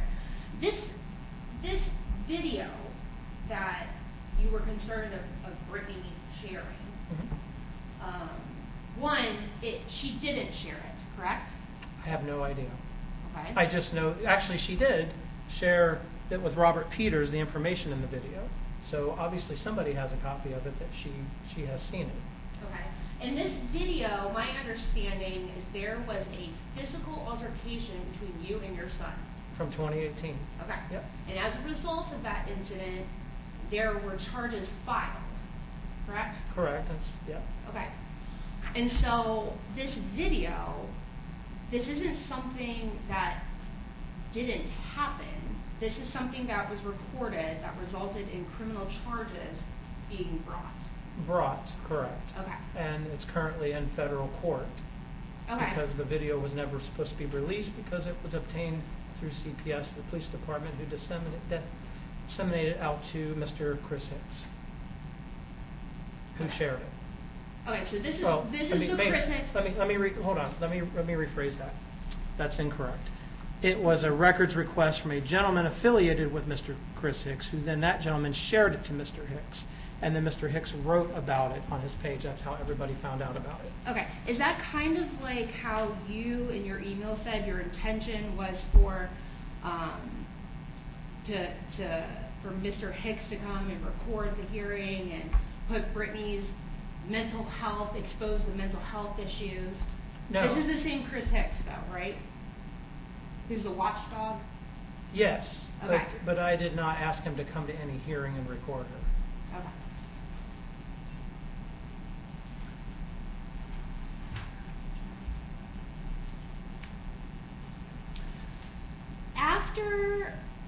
So at the July 3rd protection order trial, I know the judge didn't issue a ruling from the bench. Did he give any direction to you and Brittney about communicating with one another? No, but what he did say is that the two of us need to de-escalate, and honestly, that was part of what prompted my email was what the judge said at the end of the hearing. I don't have it verbatim, but he basically said that the two of you just need to move on and he said, let it go. So, you want my honest opinion? I sent the email as part of what the judge's advice. Did the judge instruct you to send an email? No, but he gave us advice to move on and let things go, and he didn't say, and you could. No, send an email I'm not testifying that he instructed me. I'm just saying was an email necessary for you to remove the content on Jean Claremont? No, but she had a right to know that I was moving on, and she said she was suffering. She filed initially she didn't claim mental distress in the ex parte, and it was denied, and then she came to court, and now she had mental distress claimed. And if she truly had mental distress, I felt that it was in my best interest for both of us for us to move on. And Okay. the intent was never to harass. Okay. You have classified this email from July 3rd as an apology. Yep. Okay. And most people, when they're apologizing, it's because they have done something wrong or they've impacted someone. Would you agree with that? I would agree with the statement that typically that's what people do, but we have two people here that did things wrong. So and I even said in there, I can't make you apologize, but I will be the first one to apologize, thinking, that maybe I'd get a reply for an apology and we can move on, but yeah, of course that did not happen. Okay. What was the purpose of the last paragraph talking about the brother-in-law? So they have a lot of issues in their family. Their brother-in-law and them do not talk. And my intent was maybe if I said that, the two of them could talk because the kids don't talk to each other. And I think that's terrible that kids get caught up in where the families can't talk to each other. I thought by putting that in there that maybe they would say, oh wow, okay, I guess our brother doesn't hate us, or maybe our brother isn't talking behind our back. So the idea was maybe I could patch something up between the two families. Why is that your responsibility? Doesn't matter. I just simply put And it so in there. you're well aware that Miss Thomason and this brother-in-law, they're essentially estranged. They don't communicate. I don't know. At the time, I didn't know all the granular details, but I knew that they just weren't talking because of some incidents that had Okay. happened. And are you friends with this brother-in-law? Are you acquaintances? Are you? He just reached out to me. I had not known him prior. He reached out to me when all this was happening. Okay.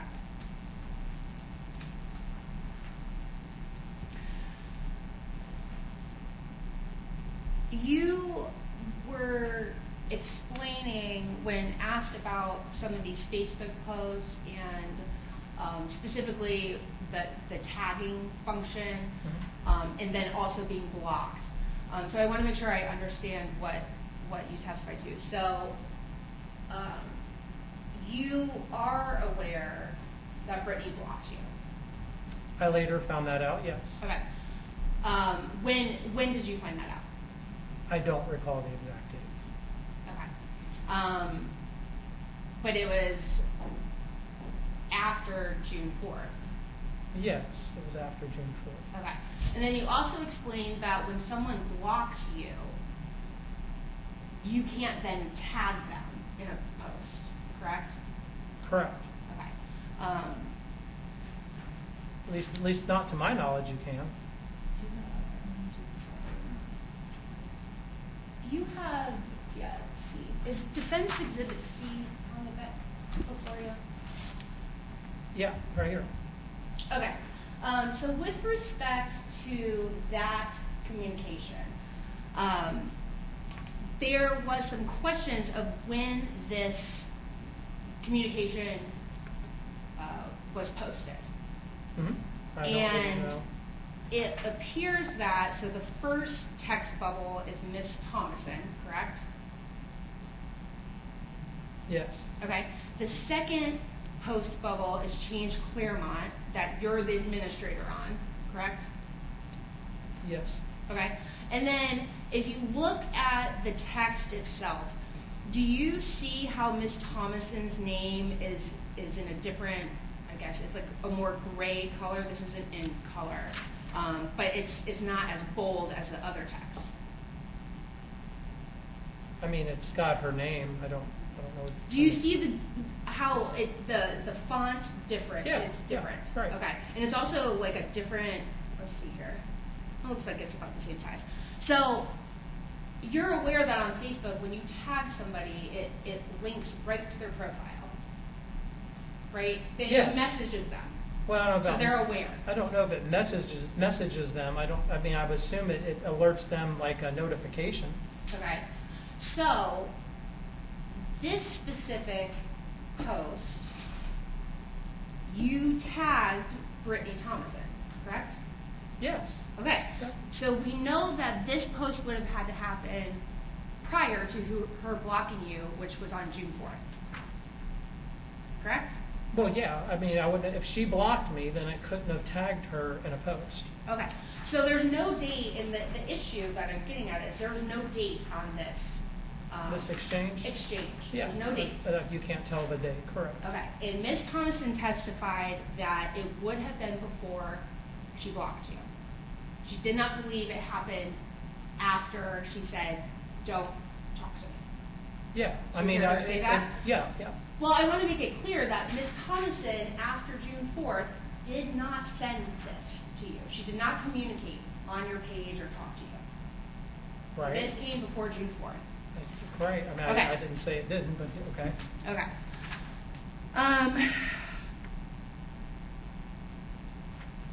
So you also knew you were blocked, which is an implied, I guess, instruction that she didn't want any communication with you.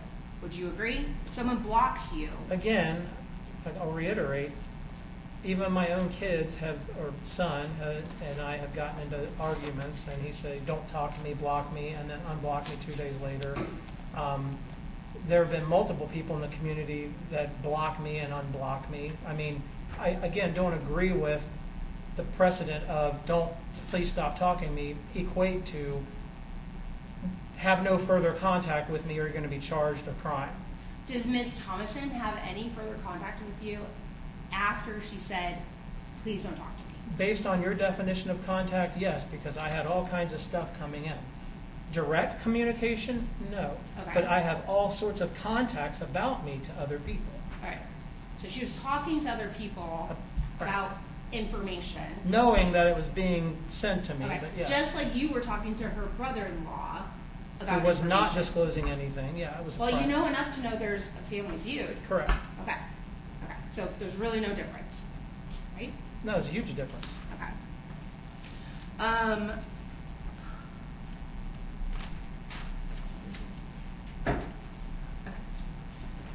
Yeah. Fine.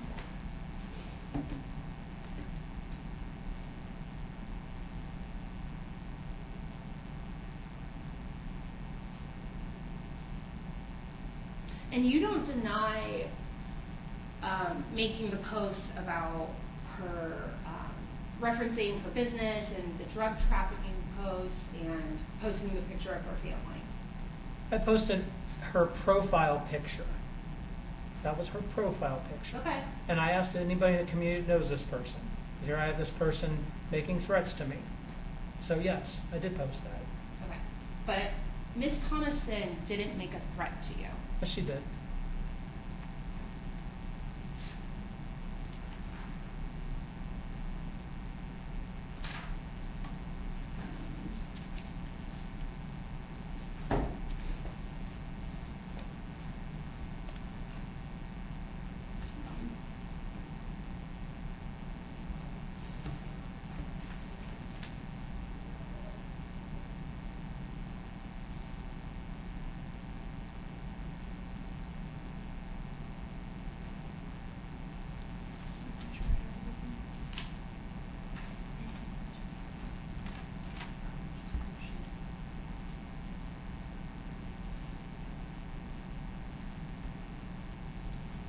Are you aware, you've indicated you know when people block you and then unblock you.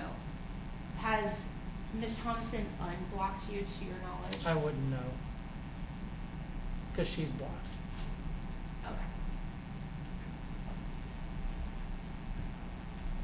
I have no further questions. Redirect. No, no, she was. Mr. Thomas, you can step down. Any further witnesses from the defense? I believe you already admitted. We did admit defense exhibits A, B, and C. No further witnesses, so defense rests. Yes. Thank you. On behalf of the state, any rebuttal evidence or witnesses? No rebuttal, Judge. And then closing arguments.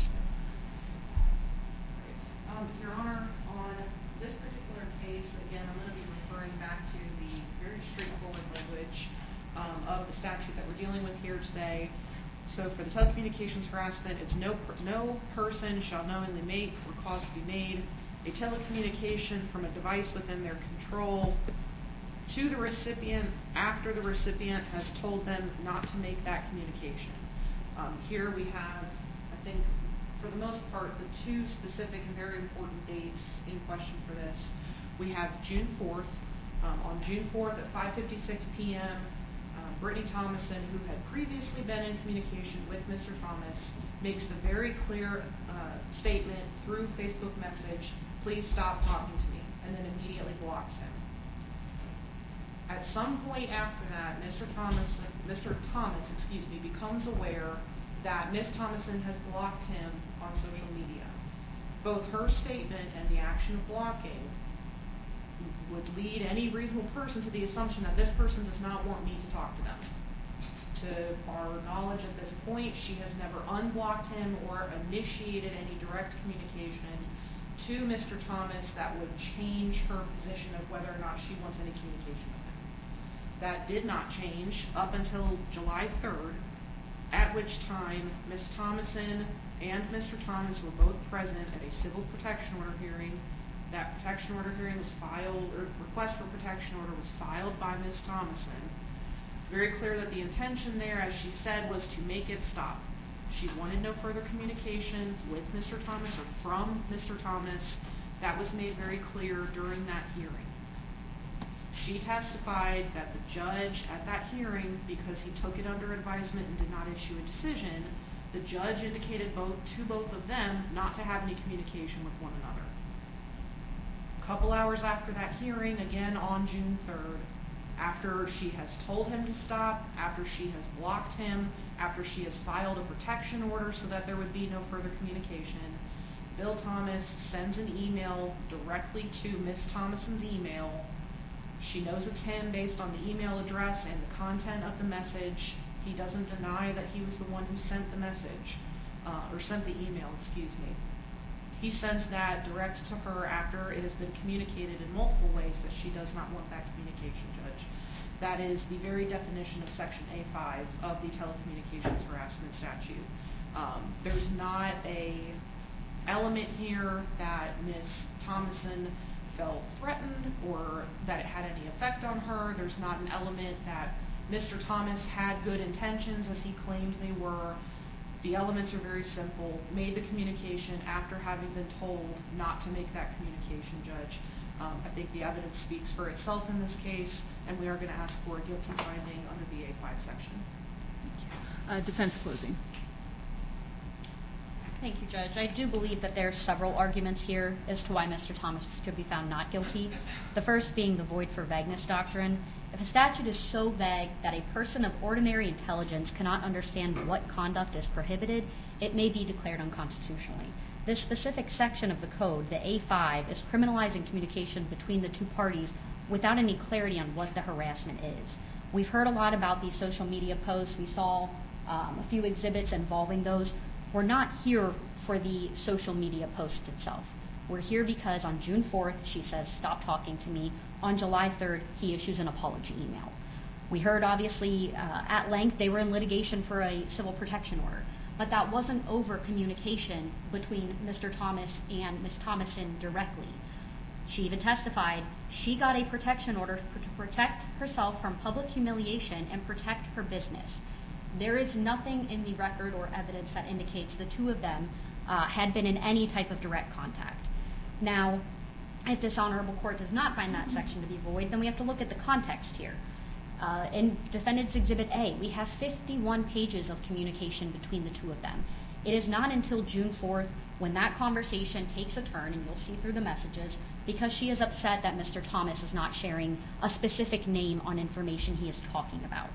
Now, it further goes into both of them putting jabs with their sons. Immediately after Mr. Thomas says something about her son and disciplining her son, that is her response. Please stop talking to me. That is 4 seconds after she talks about the discipline. Her message doesn't say, never talk to me again, never reach out, nothing along those lines. In fact, after she tells him to stop talking, she's also further engaging people in the community to dig up information to make threats against Mr. Thomas. Now, the evidence here does not meet the elements beyond a reasonable doubt of Section A5.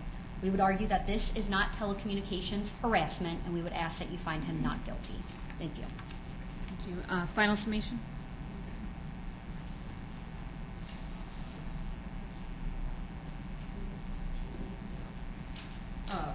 Your Honor, again, just reiterating the beauty and the simplicity of the A5 section, and more to the point is that, the statute itself is not unclear at all. Any reasonable person knows the meaning of "please stop talking to me." It's 4, 5 words, not that complicated of a message, in conjunction with the other actions that Ms. Thomason took to terminate that communication. She blocked him, never unblocked him, never reached out to reinitiate conversation for the month prior to the email, and it indeed took further steps that would make the bar of communication more concrete and ordered by a court. Took those steps in addition. It's not rocket science here. The communication was terminated by her. He violated that. Rest of the I will, I know we've been here most of the afternoon. I do need to review the exhibits because I have not seen them myself prior to making a ruling. If the parties will give me about 20 minutes to review those, then I think I can come out and announce a decision. I know everyone wants a resolution to this case today. So if you all want to take a bathroom break, I'll give me about 20 minutes. I'll come out about 3:40, and I'll be ready to finish this case. And Mr. McCracken, could you gather those exhibits for me?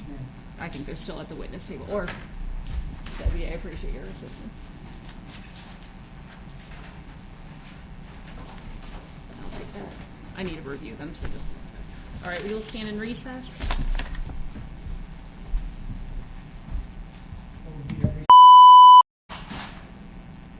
All rise. Court is reconvened. Please be seated. All right, we are reconvened in the matter of State of Ohio versus William Thomas, 2025 CRB 1841. We did have the trial just several minutes ago. The court then took a recess to take the opportunity to review the exhibits that were admitted in this case, specifically that was State's Exhibits 1, 2, and 3, and Defense Exhibits A, B, and C. The court has now reviewed those documents in their entirety and is prepared to make a ruling in this matter. First of all, as to the defense's argument in closing that the statute at issue here, specifically 2917.21A5, is void for vagueness, the court does not find that the statute at issue is unconstitutionally vague.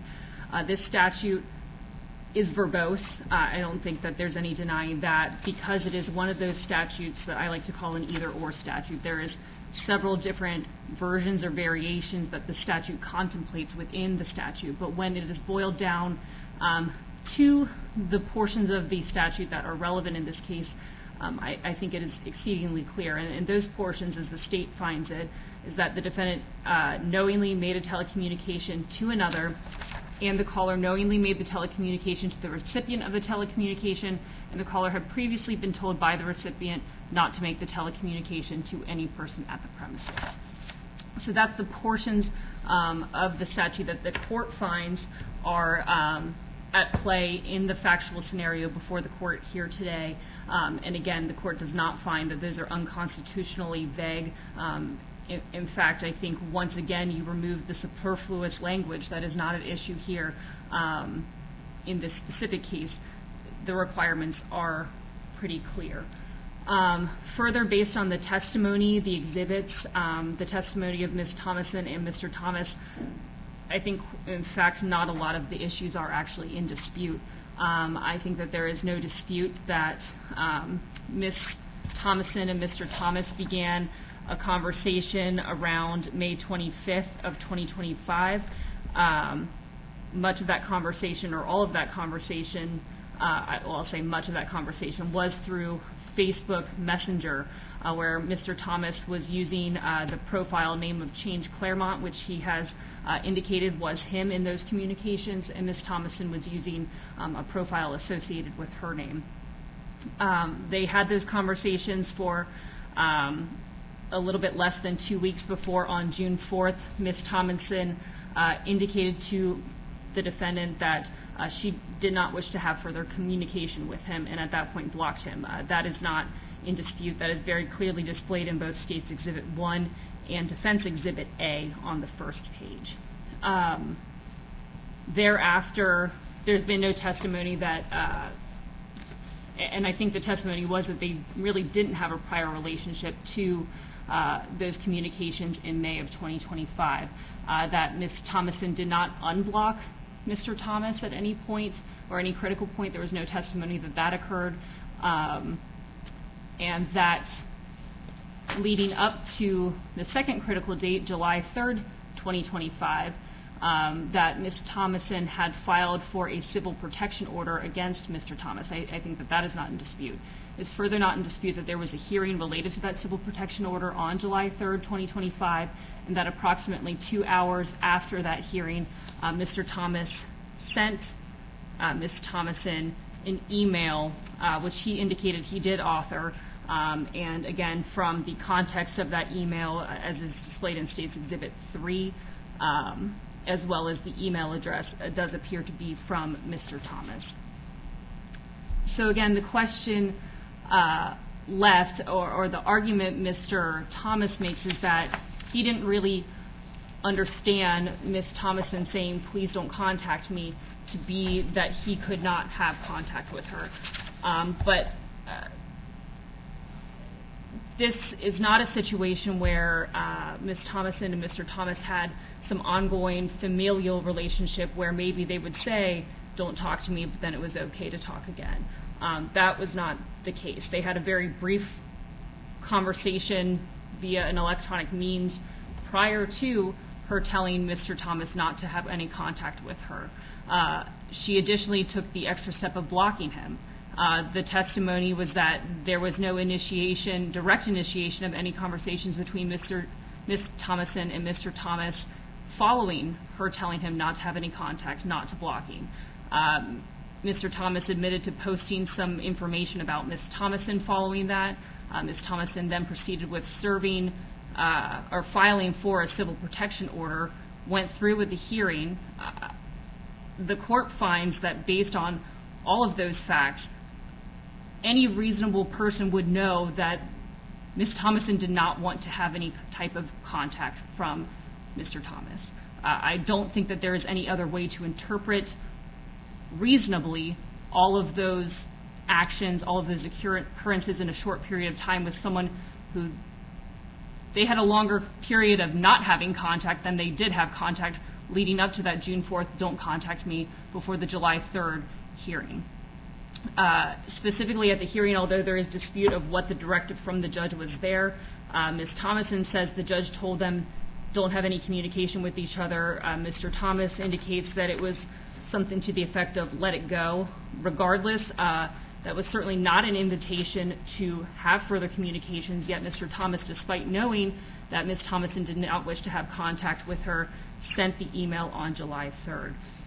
So I do find, based on all the facts and information presented during this trial, the information contained in the exhibits, that the state has met their burden of proof beyond a reasonable doubt that the defendant is guilty of telecommunications harassment under that A5 subsection. So that is the court's finding today. Counsel, are we ready to proceed with trial, or excuse me, with sentencing?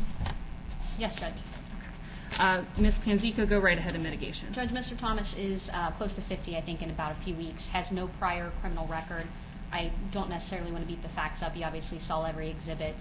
These two don't have a relationship. There's no reason to have a further relationship. Definitely isn't the most egregious set of facts. Mr. Thomas's intent was to issue an apology. He said it on the stand, and he said it through the email. He reflected on things that he heard through her testimony, and he felt, here's my olive branch, I just want to let it go no matter what happens with the CPO. So he has been, I think these charges came about in July or August. He's had absolutely no issues. I think he's been on a straight OR bond, doesn't report to anybody. Again, there has been absolutely no issues. So we would ask that he just get permitted costs and fines. Mr. Thomas, anything you'd like to tell me on your own behalf? Well, Your Honor, the intent was never to harass. I understand the letter of the law, but it was to apologize, and I really don't have, I guess, I don't have much to say. I thought I was de-escalating the situation, not intensifying it.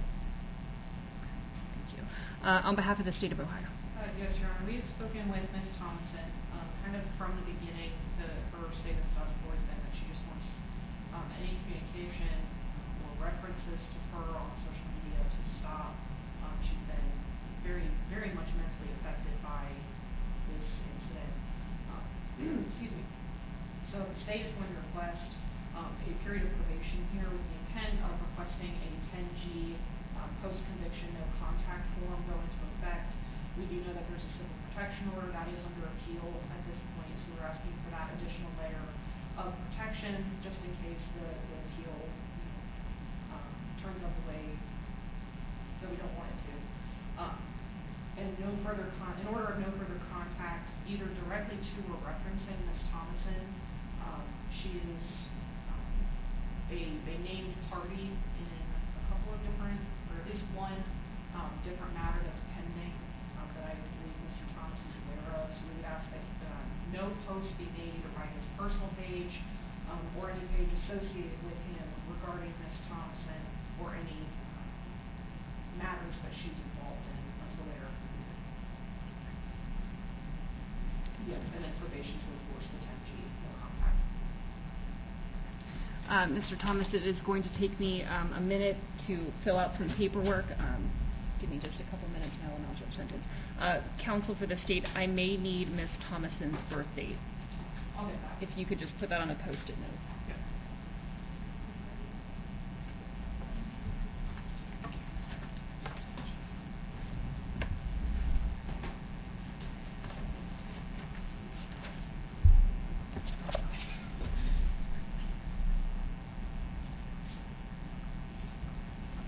And Your Honor, if you have that information for Ms. Thomason, does she need to remain or is she permitted to leave? She's absolutely permitted to leave. A copy of the no contact order, we typically provide that to the protected persons.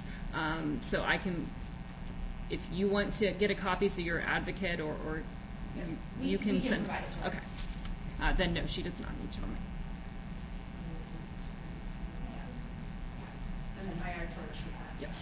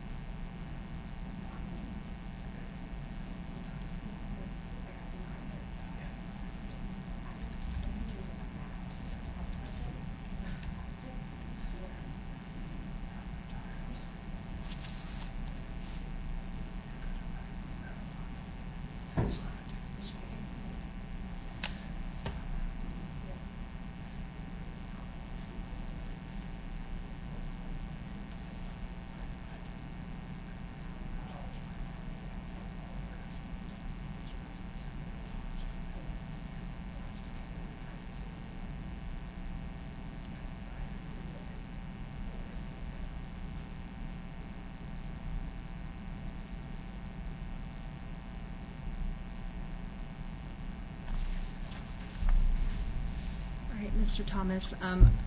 Again, I've considered everything that's been stated here today during the course of the trial and after trial before sentencing. I've considered the purposes and principles of misdemeanor sentencing, and my sentence will be as follows. It will be a term of incarceration for 90 days, with 90 days being suspended. Those suspended jail days will be conditioned on you being placed on 2 years of non-reporting probation, which means you won't have a probation officer you have to check in with, but you do have to do the other things I'm about to tell you. So first and foremost, commit no further criminal or major traffic offenses during that 2-year time period. I am going to have you complete 24 hours of community service. That's to be done within 30 days as part of the court's work crew. You're to have no contact with Brittney Thomason and comply with any protection order and the no contact order that will be issued in this case. I'm not going to impose any fine, but there will be an order for court costs. Mr. Thomas, I do have to read over this protection order or this no contact order with you. You will get a copy of it, however, it's a little bit dense, so you don't have to try to remember everything as I'm reading it to you, but I do have to make a record that I have read it to you. So this states as follows. The court has imposed a sentence for a misdemeanor or felony offense that includes the following community control sanctions for the purpose of preventing violent or threatening acts or harassment against, sexual violence or contact or communication with, or physical proximity to the persons named in this order. And when this refers to the persons named in this order, that will be Ms. Brittney Thomason. So 1, the defendant shall not abuse, harm, attempt to harm, threaten, follow, stalk, harass, force sexual relations upon, or commit sexually oriented offenses against the persons named in this order. 2, the defendant shall not enter or interfere with the residence, school, business, place of employment, daycare centers, or child care providers of the persons named in this order, including the buildings, grounds, and parking lots of those locations. Defendant may not violate this order even with the permission of the person named in this order. 3, the defendant shall stay away from the person named in this order and shall not be present within 500 feet of any person named in this order wherever those persons may be found, or any place the defendant knows or should know the persons are likely to be, even with the person's permission. If the defendant accidentally comes into contact with the named persons in any public or private place, the defendant must depart immediately. This order includes encounters on public and private roads, highways, and thoroughfares. 4, the defendant shall not initiate or have any contact with the persons named in this order at their residences, business, place of employment, schools, daycare centers, or child care providers. Contact includes, but is not limited to, landline, cordless, cellular, or digital telephone, text, instant messaging, fax, email, voicemail, delivery service, social media, blogging, writings, electronic communications, posting a message, or communications by any other means directly or through another person. Defendant may not violate this order even with the person's permission. 5, the defendant shall not use any form of electronic surveillance on the person named in this order. And then paragraph 6 will not apply to you, but paragraph 7, it is further ordered that pursuant to paragraphs 1 and 4 above, defendant shall not post statements, images, or other matter related to the protected party on social media, including identifying the protected party by name, image, or implication. Then I also have to read you this warning. The warning states as follows. The defendant has the sole responsibility of obeying the terms of this order. If the defendant violates any of the terms of this order, even with the protected person's permission, the defendant can be arrested and jailed pursuant to Revised Code Section 2951.08a. A violation of this order may result in a probation violation, including arrest, probation revocation, and jail or incarceration. Nothing in this order limits a prosecutor from charging defendant with new crimes. Defendant is advised that visitation orders do not permit defendant to violate any of the terms of this order except as otherwise ordered in paragraph 7. Obviously, visitation has nothing to do with your relationship with Ms. Thomason, so that won't be an issue. And only the court can change the terms of this order. Mr. Thomas, I will need you to sign where I've indicated. My bailiff will bring that over to you, just indicating that I read you that warning here in open court.